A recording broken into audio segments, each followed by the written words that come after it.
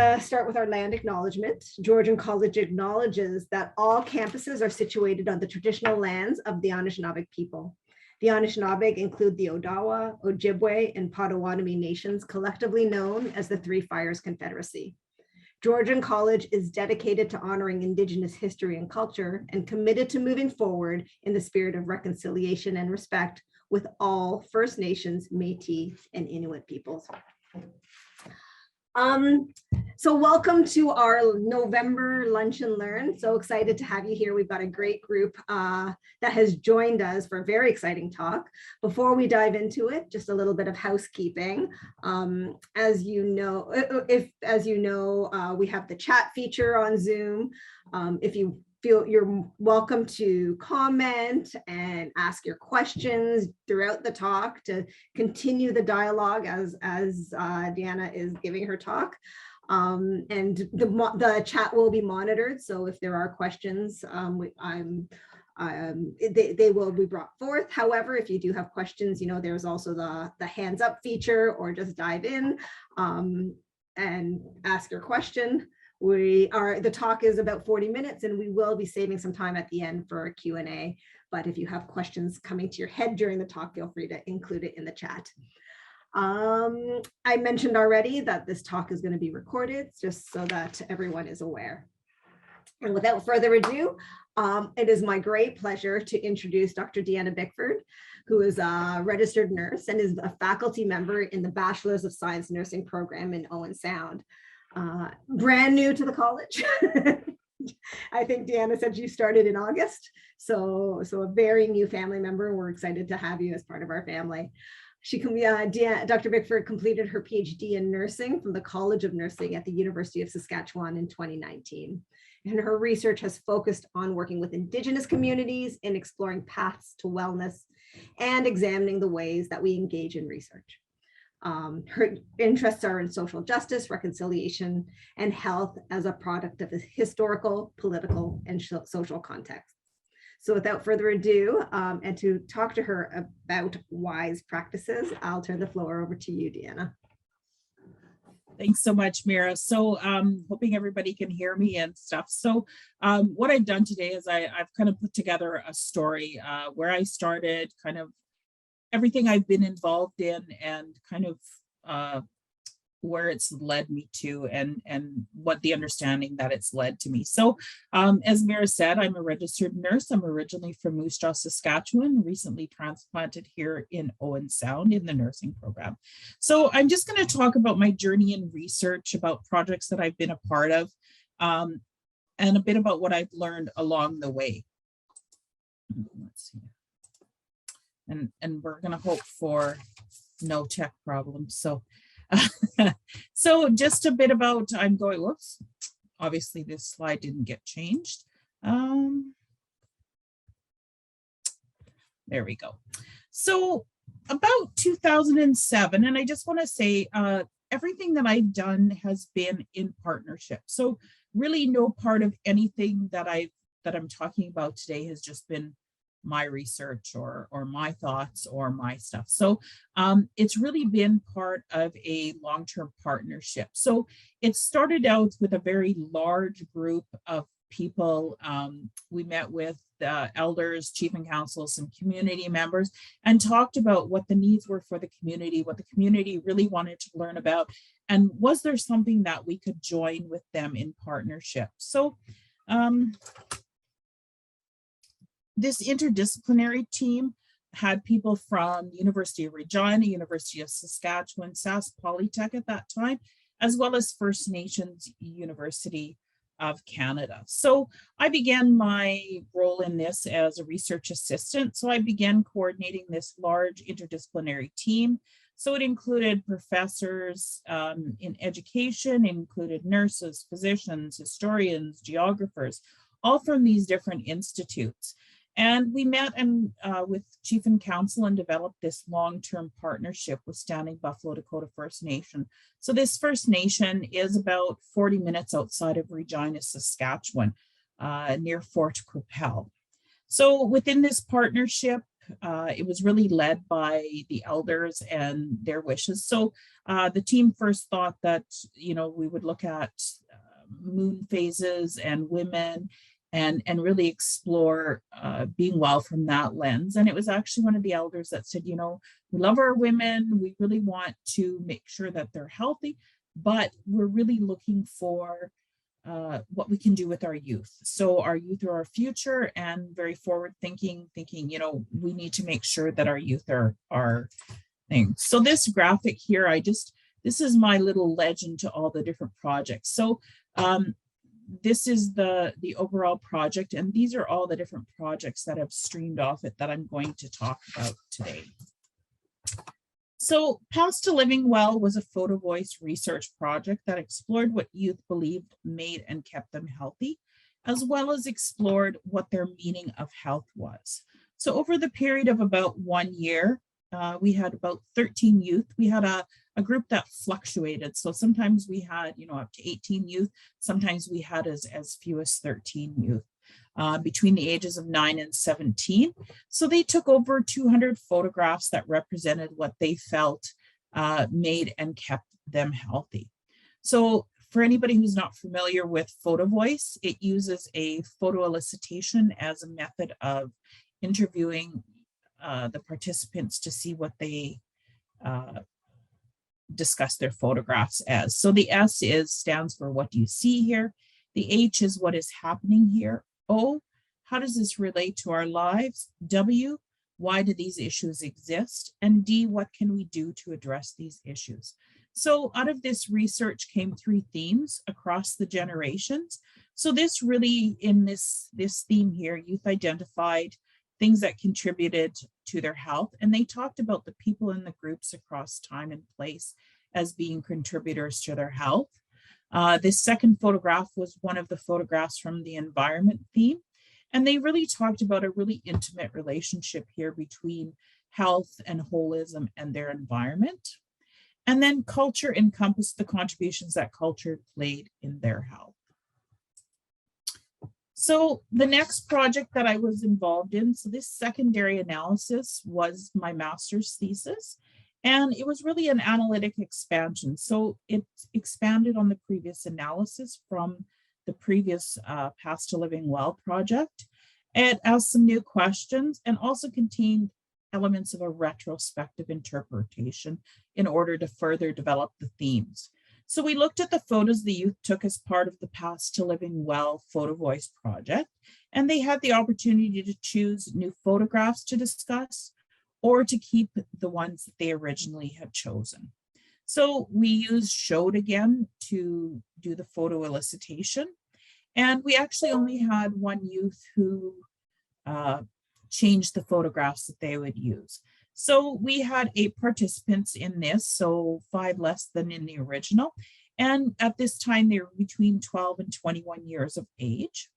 And so using that Showed format, we did interviews, but we also asked some additional qualifying questions. So continuing on those same 3 themes, the people across the generations, this theme in this project was really the most prevalent. It was the theme that was really talked about the most and actually had the most data to it. So they talked about family as being health, more family equals more health. Family provided them with guidance, so spiritual and emotional guidance that enhanced their health. They were also a source of teaching and learning. So they taught the youth about culture, they taught the youth about role clarification. And the next theme here, culture, is really, it's not something that was actually separate or that I saw as separate from the other themes, but it was prevalent throughout, but also was its own theme. So they talked about the importance of things like cultural activities, but also things like cultural items, for example, the stuff in this picture. And they talked about these items being tied to the people that they got them from, to the places, to the memories, but also to responsibilities that they had in their lives. The third theme of the environment. So they talked about the environment really as being the place where they come from, the place where they need to be in order to grow. So based on the analysis from this, those additional questions, kind of rediscussing the themes that we already had, this is a graphic that I used to display some of the findings, the additional findings I had in this project. So I chose to display them as a tree because I felt that it really spoke to kind of what I was hearing from the youth. So the tree represents the fundamental elements that the youth need in order to grow. So the roots and the earth down here at the bottom, those really for me represented the community. So the community provides that place, it provides stability, it provides the elements or the nutrients for growth and life. So there are some services that they need. There are some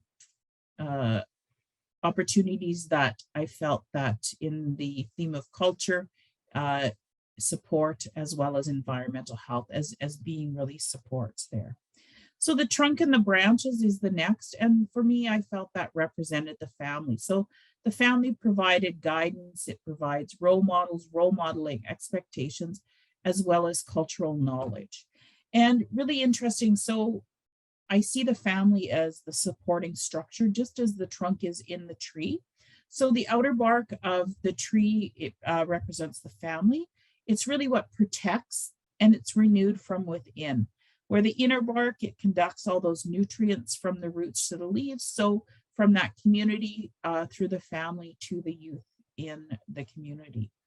What's interesting here is the heartwood of the tree. So this really for me represented the ancestors, and the parallels when I was looking at doing a model or kind of taking my findings and putting them into something that I could look at and go, oh yeah, that's what it is.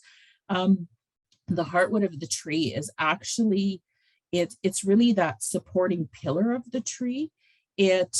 Although it's a dead part of the tree, it still provides strength and support. So just as what the youth talked about with their ancestors, this part of the tree doesn't decay or lose strength.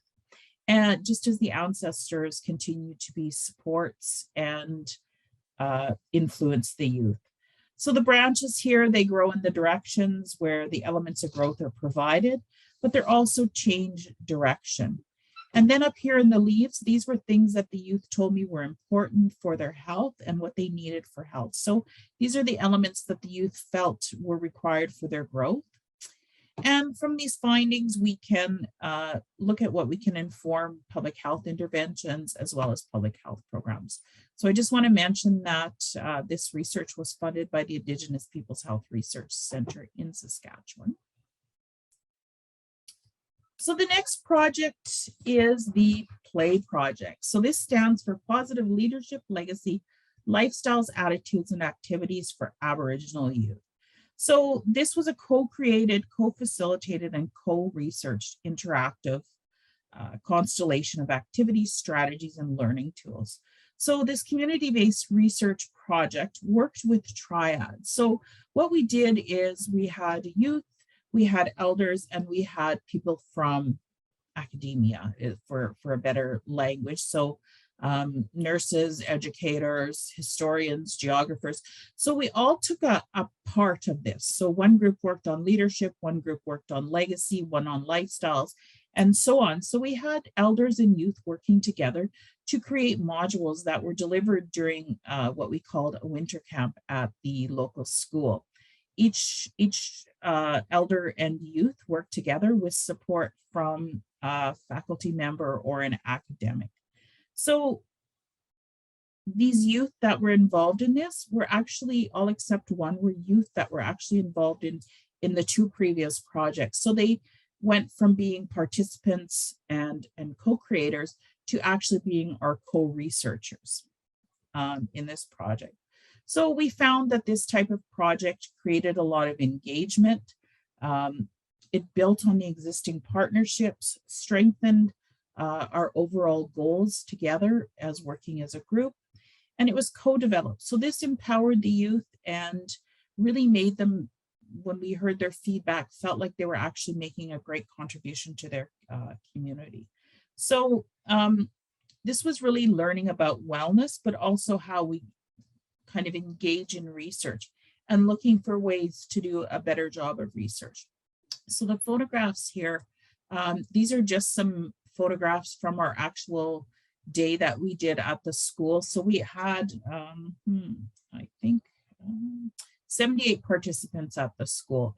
So these were youth here in one of the legacy modules that was developed by an elder. They talked about the importance of language and understanding language. So here's a group of kids. They were creating tiles. So these are actual ceiling tiles that we removed out of the roof of the hallways in the school. And the kids were provided with paint and photographs, and they made these tiles with different words in Dakota on them. Here is making some ribbon skirts. Here's one of the elders talking about traditional styles of leadership.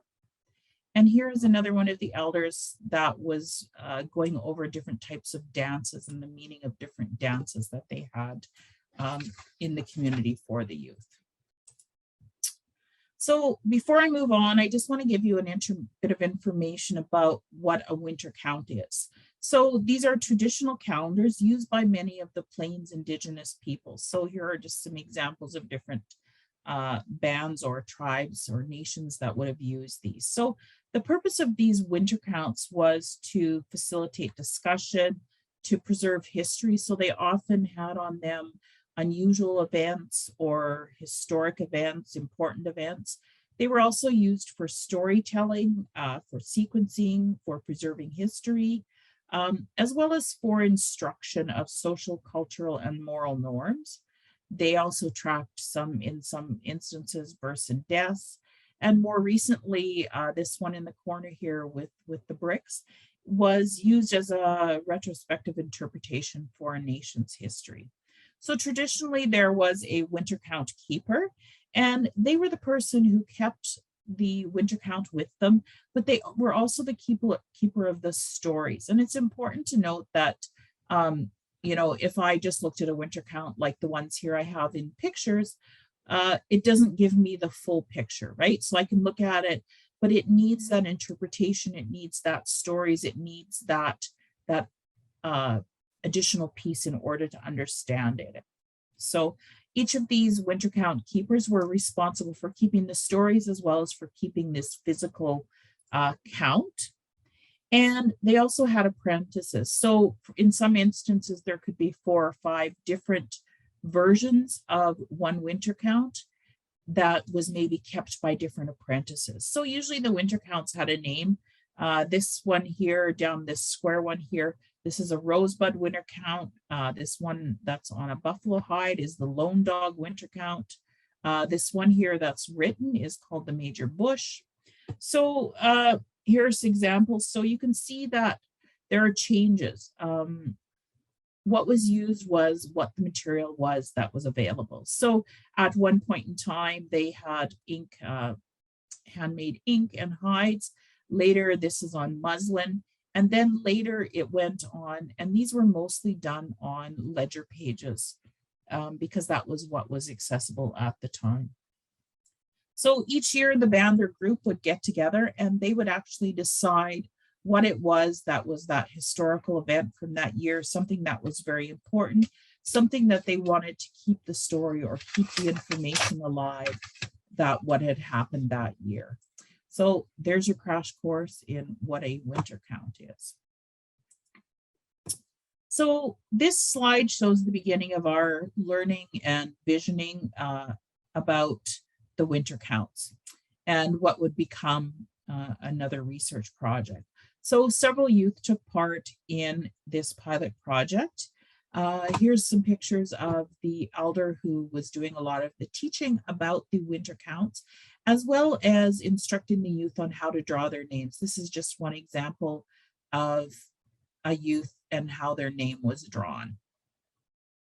So the elder was really key in driving this, and how the winter counts came about was we were having coffee one day with the research assistant, and she said, oh, you know, the elder who drives the bus, you know, has really been talking about these winter counts, and he would really like to do something with winter counts and the kids, and it's really a lost form of knowledge communication. that's been lost. And he was really looking to talk about it and revitalize it in the community. So we thought, well, let's see what we can do here. So this kind of began our journey. So this is one example of one of the winter counts that one of the youth did. And as you can see, she's got her name drawn here. And then she went back and she picked an important event from each year in her life. And so really transferred her thoughts about what health means, what wellness means, and really documented her own journey to health here. So we wondered, are winter counts a way that we can look at sharing knowledge? So moving forward here, we talked with the elder. We said, these are the things that we see we can do as a project. He okayed doing them as an individual winter count. So traditionally, when we looked at those other ones, they were done by a much larger community. So we looked at ways that we could incorporate traditional practices, teaching practices, as well as, looking at this as maybe a knowledge translation mode. So we wanted to share this tradition, but also build capacity within the community. At the same time, we are also involved in actually 2 separate trips to the Smithsonian. We did an exchange there, so we went with some youth from the community and met with the curator, one of the curators there out in Maryland at the archives. So for any of you that if you ever have an opportunity to go to the Smithsonian, it is the most amazing place I've ever seen. So Emil Horses is a curator at the National Museum of the American Indian at the Smithsonian. And this is a book that really informed a lot. Was written by another curator at the museum there. So we did some exchanges here. So we did some exchanges with people from the community, youth from the community. Going there, we toured the archives, looked at traditional winter counts there that they have in their collections. And we also had the curator, Mr.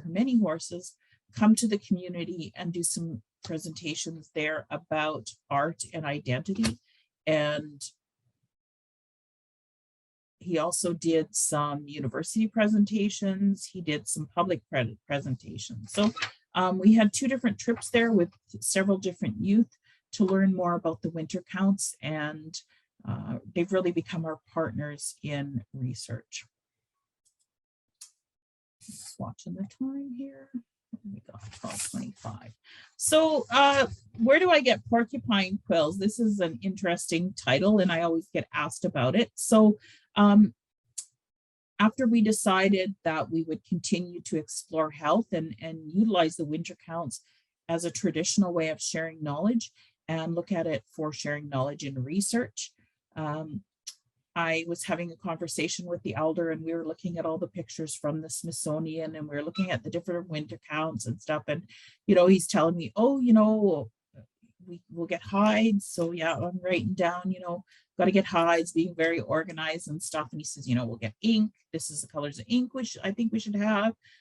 Maybe we could get beads. Maybe we could do all this. And a traditional decorating method or a traditional way of art for a lot of the Dakota peoples is utilizing porcupine quills. So they actually take the quills, they dye them, and there's a special process where they punch and use the quills instead of beads and stuff. So he says, we could even teach the kids how to do quilling and put porcupine quills on the edges of their winter counts.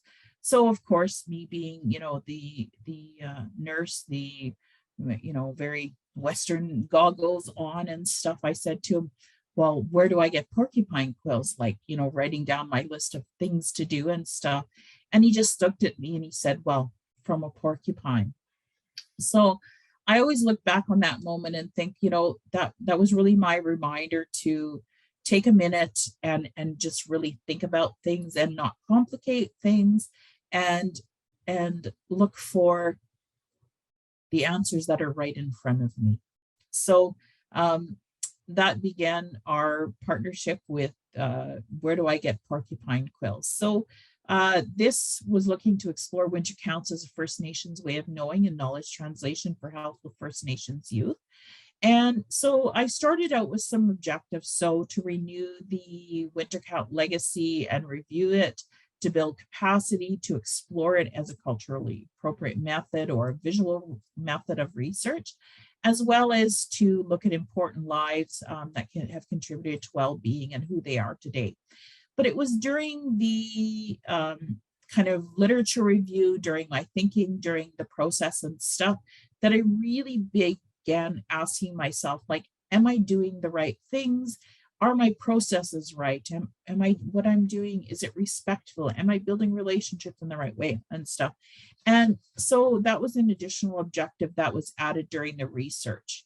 And really, I wanted to inform my understanding of research.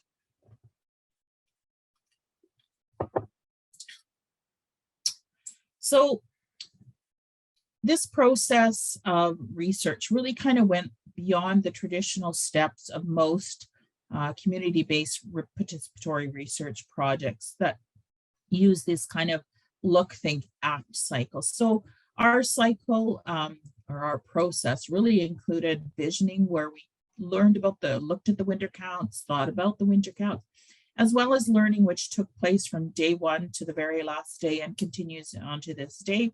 We had a creating phase where the students created their winter counts, as well as sharing and the revisioning. So this is that reflexive piece that has really taken part throughout.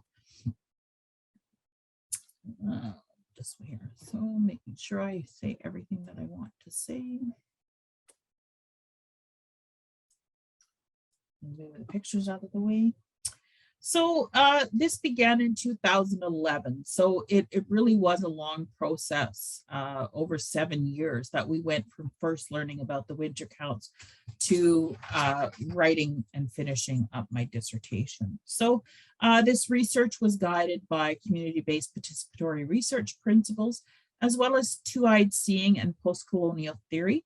And this was added in discussions with the elder and the participants, as well as a female elder and an educator. So we felt that the principle of Tayan Nachopi, which means to learn this well or to share good things, really represented what it was that we were doing with our research project. So as you can see, I like pictures and I like visuals. So here are some additional information. So the learning in this project included the elder sharing about the winter counts. He provided guidance on the how-tos, what to include. Another elder provided information about the medicine wheel. Elder Wayne here, he was talking about spirit names and the importance of having your name. So, the creator would know who, we could share who the winter count was and utilizing our traditional names and being proud of that. So creating included the winter counts. So they were individual winter counts and really were guided by the question, what were important events in your life? So this included the youth going back. So they started right at birth. So this meant that they had to talk to their mom and dad. They talked with their aunties, their uncles, other family members, people who knew them growing up in their lives. And it really, for a lot of them, it started a discussion within the family about what was important in life, what were things that kind of contributed to their health, or what were barriers that they held. So they were encouraged to really self-express, so they could choose the ink color, they could choose, did they want to use markers, colored markers? Did they want to use beads? Which hide? They all got to pick pieces of hide. The day they got to pick their pieces of hide, I remember them sitting there and they're all wearing their hide. They're feeling it, they're smelling it, they're intimately getting to know their story and where they were going to create their story. As we saw in kind of those traditional winter counts, you'll notice some of these winter counts, for example, this one goes kind of left to right, like traditional writing. So a lot of them started in the middle, so they went out in a circular motion. Some went up and down like this. So there was really no right way, no wrong way to do this.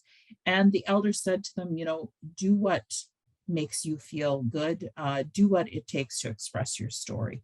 So some of them drew large pictures, some drew small pictures, some drew very simplistic pictures. One of the youth drew almost like a stick figure. And he said he wanted his to look very traditional, whereas some drew more elaborate pictures with details. Some put dates on them, some put names on them, all different kinds of things like that. So when we came to the sharing of the winter counts and kind of looking at what's the meaning of all this and stuff. So this picture up in the corner here is the day we did the medicine wheel sharing. So an elder came in down here. She spoke about all the different aspects of the medicine wheel. So she talked about what is the emotional, spiritual, physical, and mental. And she talked kind of about what she felt those represented in her life. So I took pictures of every single pictograph on these. So each one of these little ones here is called a pictograph. So I had pictures of every pictograph for every youth. They had an envelope with their photographs on it. And what we did is we put medicine wheels up on the blackboard there. And then they took their pictographs and actually did their own data analysis. So where did they see that pictograph and what it represented fit within the medicine wheel and that component of holistic health? So also did a sharing circle as well as individual interviews. And my key takeaway from a sharing circle with teenage boys is it tends to be a laugh session with making faces across the way. So I would have to say my sharing circle was successful in understanding young boys and what they found was funny, as opposed to gathering a lot of information. So the individual interviews were much more rich in data, as well as this here. Whoops. All right, so what are some of the lessons that I learned from the youth in this? So as far as the winter counts go, I asked the youth, what did you think of the winter counts? Were they a respectful way of doing research? Did you learn about them? What did winter counts do? And those were some of the questions that I had. So youth really had relayed to me that they've increased their understandings. They felt respected in the choice of how they got to participate in the research. So being able to self-express, being able to choose what they wanted to draw, choose the story they wanted to tell about that picture, and really represent, they felt these winter counts represented who they are and represented their story well. They felt that others could learn from their stories, as well as they could use them to teach other people about themselves. Here's some examples. So 3 of the youth here actually drew their important event for that year as being the drawing of the winter count. So I also learned about the importance of cultural connectedness, as you can see here. So the themes that we had, so things that contributed to wellness, we had 4 different areas. We had physical activity, relationships, success, as well as culture and spirituality. And when I looked at relationships, there was this element of diswellness that really kind of stood out there. So as you can imagine, physical activity is very important. Sports is very important to these kids. Relationships are very important. A lot of them spoke about the success they had in school as being an important event that year. And a lot of them here talked about the importance of cultural activities. But I just wanted to highlight this category of diswellness because it was something that I had never thought about as a nurse before. And they really talked about moving. So out of the 15 participants that completed their winter counts and the interviews, there were 51 references to moving of some kind. And a lot of the youth talked about moving as being a negative thing. So they talked about being homesick. They talked about missing their family. They talked about changing schools, losing friends, and really having to try and fit in again all the time. So these references to movie were moving away from family, moving towards family. They were related to separations. Some of them were related to moving to their own house or their own community, as well as foster care. So when I looked at this it really stood out to me as being something that has not been explored a lot in the literature, and something that really, as researchers, needs to be followed up on. But this also showed me that points of view can be very different. So when we were having the day and the kids were showing the elder their winter counts, one of the comments he made really made me kind of go, oh, maybe I don't have it right. Maybe this is not dyswellness. But he talked about, oh, look, you moved here and you moved here and you moved here, just like we did in the old days where we moved a lot. So really, it's kind of a question that still remains in my mind about, what does this really mean for youth health? I mean, there is some research out there that shows moving a lot actually disrupts development and stuff in youth. So definitely some questions that are still in my head around what this really means. So as part of the research, I looked at, am I doing the right thing? So part of my research was to understand where these winter counts actually fit into research. Were they culturally appropriate? Were they decolonizing? Were they respectful? And really, when looking at the literature, and as a nurse, we like things very factual. We like biological stuff. We like things from that Western point of view. And I think it's just ingrained in us in nurses. We always look for evidence and we want to know how to do something, and we need instructions and we need plans and we need all these kinds of things. So when I was looking at, am I doing the right thing? There was really nothing for me that said, yeah, you're on the right track here, other than the feedback that I got from the community. So looking at this, it's like, I looked for these best practices, but I didn't find what I was looking for. I wanted these real concrete things that I could grab onto in order to do research. So I found a lot of different elements of doing research, but really kind of what I was looking for.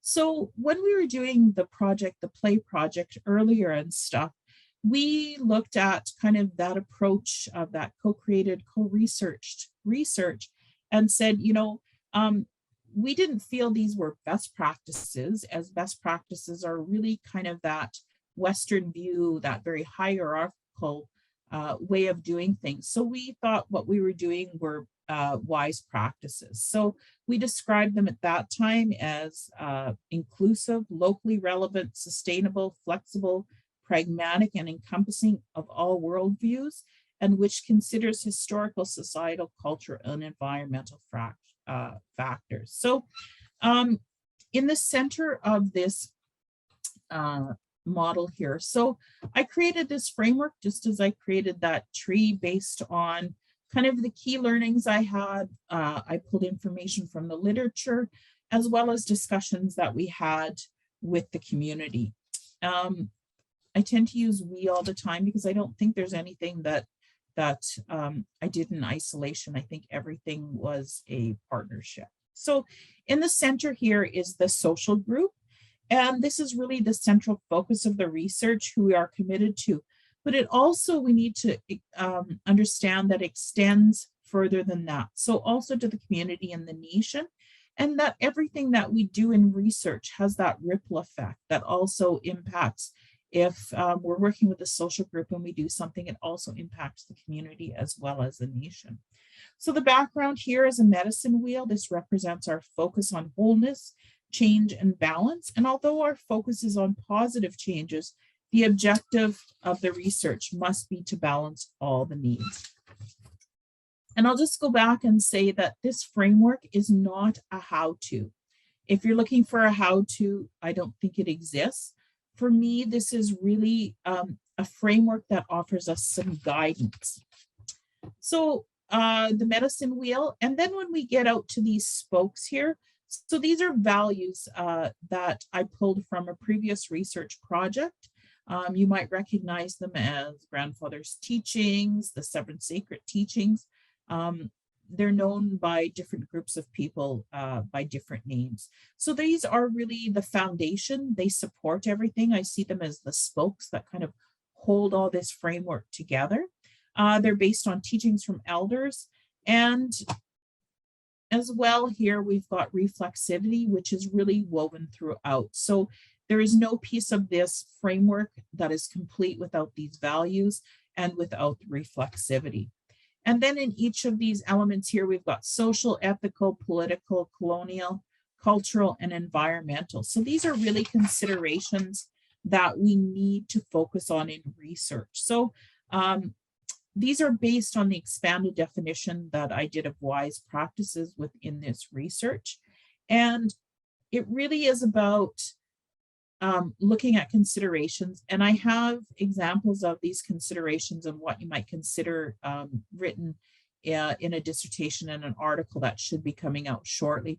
For example, when we look at ethical considerations, we're looking at things like the OCAP principles, we're looking at the TCBS2, we're looking at power differentials, we're looking at who benefits from the research, and so on and so forth. So each one of these actually has some suggestions that goes with it.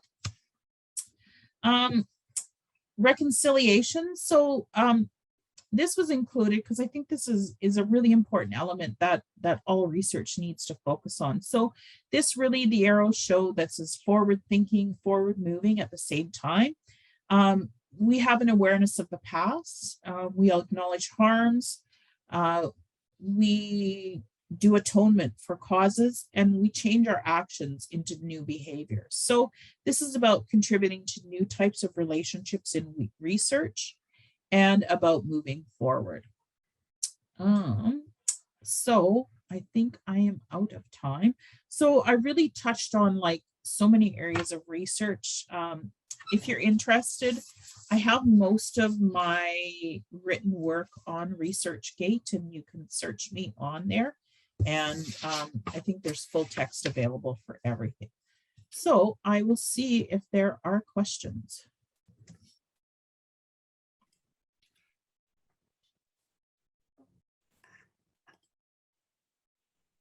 Hi, Deanna. I actually have a question. Well, it's interesting, comment and a question. So I too, as you know, I've done my PhD, biochemistry, very, cancer, medical, molecular biology focused. And it's when you spoke about, how you feel like you brought your Western lens or reacting through a Western lens, I totally empathized with or felt that comment, because as I listened to your talk, it's very different type of research than I was involved in. And I kept on thinking, oh, what about the statistics? What about the power of the study? What about, that very rigid sort of, learning by very structured numerical way of thinking. So it's always enlightening for me to hear about different types of research that are out there and learn and the learnings that you've gleaned from that research. Right. So thank you for that reminder. Right. And I mean, when we look at rigor in qualitative research, we're really looking at, is it the truth? Is it representative? Is it what people said? All that kind of stuff. So definitely very different than that quantitative, 8 people still makes credible research here. Absolutely. So I have a question for you. This concept of the winter count is something I've never heard before. And I was just wondering if these winter counts are common to Indigenous groups. Like, is it? So you said you experienced them with the Dakota Indians, with the groups that you were working with. How, and I'm thinking here about we talk about the Anishinaabe communities that are around us. Like, are you aware of whether the winter count concept is broad? Um, it is fairly broad, but mostly in the plains areas. Okay. So when we look at like Blackfoot, Dakota, Nakota, Lakota, those groups and stuff. And I think if I go back, I have a list of some. I couldn't tell you specifically if the Anishinaabe ever did winter counts. I don't know. But I know that there are other forms of traditional pictographs here in Ontario. I drove past them on my way here. There are pictographs on cliffs, and I don't remember exactly where. But so that concept is still there of kind of stories and pictographs being representative of knowledge translation. So there are a lot of winter counts. The winter counts really died out. So as you could see, as the availability of supplies and starvation and removal of everything else, people resorted to writing on old ledger paper as a way to keep their winter counts. So the traditional it really died out as a way of recording history. And so Emil Hermenihorses, who is the curator, he is from, don't quote me, Rosebud, I want to say, and he actually started his family, started doing their own winter count as a family group. So there is some revitalization in small pockets, and I think as people learn about them and stuff, like I think, we went from one elder to, 20 kids, and all the people that we showed the winter counts to, we showed them at a international conference, at a local conference, at a university, so these are being shared broadly. So whether they'll get picked up and maybe people will look at revitalizing this tradition, I couldn't be sure. Yeah, interesting. And then I just think about, the winter count concept beyond the Indigenous groups, right? How you take this methodology that you have and take it beyond the Indigenous groups and the learnings that you can get there. It's a really interesting way to gather the information. Yeah, it's really almost you can do kind of a retrospective. One of my thoughts was around utilizing this maybe in addictions treatment and doing kind of that retrospective piece, but also doing some forward-looking stuff where creating pictographs for next year and the next year and the next year as a way of goal setting. And, I think it's really endless what we could do. Yeah. I'm going to turn it to Sarah Langsher. She has her hand up for a question. Yeah. Great, thanks, Deanna. That was a great presentation, and I'm really quite impressed. I kind of just picking up on the conversation we're having right now. When I looked at the model that you've created or your framework, just as what you were talking about, I could really see how this could be used with lots of different marginalized populations that have experienced some form of oppression. Yeah, for sure. Areas. So you talked about substance abuse. I think about homeless and all these other areas. I think it's just a really, really remarkable model that really focuses on, what I really liked about what you said about the purpose of the research, or making sure when you're working with these populations, to check ourselves as researchers, am I being truthful? Am I being respectful? Am I being, inclusive and really mindful of the groups that I'm working with? Whereas, Mira just mentioned sometimes, we barrel through to answer those questions and kind of forget that there's people at the end of all of those questions. And then how do we do this? And I think your model here is really, really reflective of that patience, dare I say the words, the person at the center of this. So congratulations on this. It's really, I think there's lots of applications here. Yeah.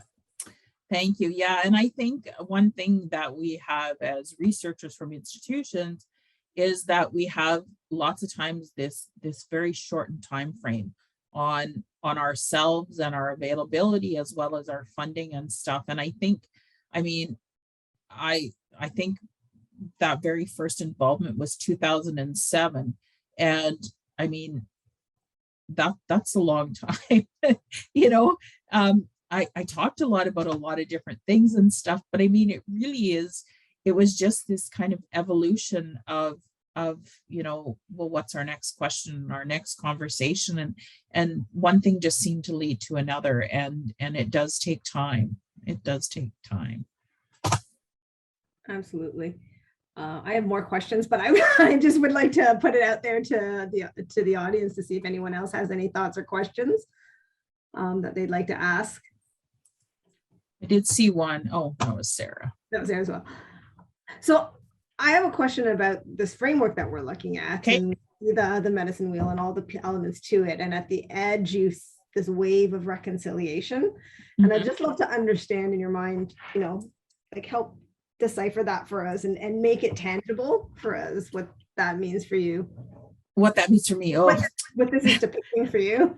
If you can understand my mind, you would be the first person. So for me, I think about the time I was building this, the Truth and Reconciliation Commission came out. So I think it's really about the questions we ask. And when I look back historically with research, the research really looked, when we were working with Indigenous peoples, it really focused on, okay, this is what's wrong with these people, these are the things that it focused on, really kind of that illness stuff, right? Whereas I think reconciliation is about, let's acknowledge that, but where do we go from here? And for me, reconciliation is very forward looking. Like, instead of looking at the problems, let's look at the solutions. Let's highlight Indigenous peoples as being self-determining, as having their own answers. Whereas, traditionally, when we walked in there as medical people, we're like, okay, we're here to fix you, and I think part of that reconciliation piece is working with communities. And I think that's so important. What are your needs? What are your questions? What is it that I can do as a researcher to really support what it is you want to do, right? And sometimes that's just being the person that is there to help with writing a grant, or sometimes it's helping create that project, but sometimes it's almost being a facilitator. And I think working with is important, not working on people. And really, for me, that's how the focus has shifted in this piece towards reconciliation. So reconciliation is about really, for me, moving forward, about acknowledging the past and looking for the future, and changing our point of view about the value of Western knowledges.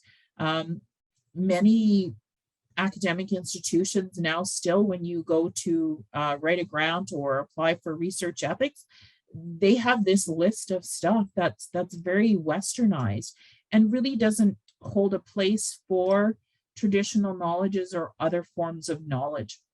Like, I think about things like pharmacology. We could have a traditional medicine that is just as valuable and works just as well, and we need to make places for that and really look at those as being valuable contributions. Yeah. Thank you for that. Again, just for the group, if anyone has any questions or comments, please definitely chime in. In the last couple minutes that we have, Deanna, now that you've moved to the region and you're in a new home, new setting, new institution, where would you like to go next with your research? Well, I'm still finding my way here. I've been meeting with lots of people. I don't know what my place is yet. Putting myself out there, really kind of learning about who are the people in this area, what are the needs in this area, and making connections. I've met a lot of people and stuff, and really talking, where is it that you see a place for me? Is there something that I can help you answer? Is there something that I can do this and stuff? So I think having the degree program here in Owen Sound is going to bring a lot more acknowledgement for who we are as a college here, and really kind of say, these people are here, nursing is here, nursing is important to this community. Yeah. That's wonderful. Well, thank you very much. Thank you for your time. Thank you for sharing with us. And again, welcome to the Georgian family.